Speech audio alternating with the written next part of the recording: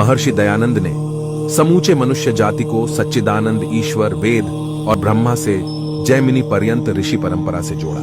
केवल यही ऋषिवर का उपकार नहीं है। जब अंग्रेजों की गुलामी को लोगों ने अपना भाग्य मान लिया था, ऐसे समय में राजधर्म में आस्था रखने वाले नवजवान सन्यासी दयानंद ने स्वतंत्रता संग्राम का बिगुल फूंका था। उन्होंने देश के साधु सन्यासियों तथा आम जनता को स्वदेश व स्वधर्म की रक्षा का प्रचार करने के लिए प्रेरित किया। वे कई संप्रदायों के मठाधीशों से मिले और उनसे भावी युद्ध में अपने योगदान की प्रार्थना की, परंतु उन्हें अत्यंत निराशा हाथ लगी। जब विलासिता में डूबे मठाधीशों ने कहा कि हमें देश की स्वतंत्रता से कुछ लेना देना नहीं, समाज और राष्ट्र के विषय में सोचना हमारा काम नहीं, हमने तो गृह संसार का त्याग अपनी मुक्ति के लिए किया है। स्वामी दयानंद सरस्वती समझ गए कि इनकी मुक्ति की साधना विलासी जीवन का ही एक प्रकार है।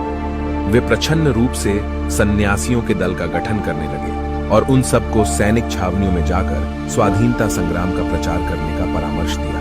1857 क्रांति से पूर्व सूचना और प्रचार की आधुनिक सुविधाओं का एकदम अभाव था।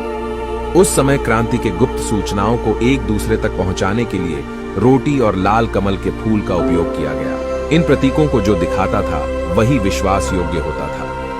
रोटियों के द्वारा गांव-गांव जागृति फैलाई गई। इसी प्रकार लाल कमल हर सैनिक छावनी में घूमने लगा। यह लाल कमल जिस सैन्यवास में जाता, वहां स्वतंत्रता संग्राम की तिथि घोषित हो जाती। रोटी और लाल कमल द्वारा क्रांति का प्रचार करने का विचार स्वामी दयानंद ने ही हरिद्वार के कुंभ मेले में स्वतंत्रता संग्राम के सेनानियों को दिया था। इस रोटी और लाल कमल वाली क्रांति की भनक अंग्रेजों को तनिक भी न लगी। बिना फल की कामना किए संसार का उपकार एक चरित्रवान ब्रह्मचारी सन्यासी ही कर सकता है। ऋषिवर देव दयानंद को कोटि कोटि प्रणाम।